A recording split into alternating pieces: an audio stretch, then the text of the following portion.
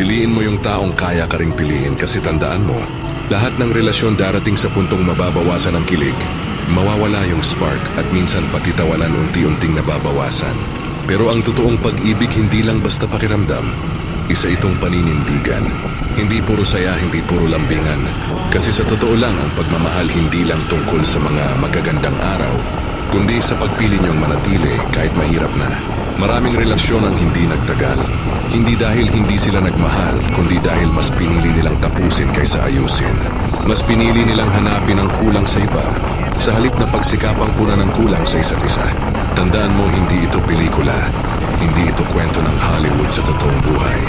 Ang relasyon ay puno ng sakripisyo, tiwala, at paulit-ulit na pagpili sa isa't isa. Kaya kung gusto mong tumagal ang isang relasyon, piliin mo yung taong kayang tanggapin ang nakaraan mo. Yung handa kang mahalin sa kabila ng mga pagkukulang mo. At hindi magsasawang piliin ka araw-araw. Dahil ang totoong pag-ibig yung kaya mong sabihing pipiliin kita paulit-ulit. Kahit mahirap, kahit masakit, kahit ilang beses pa akong masubok. Kasi sa huli ang pagmamahal ay sakripisyo.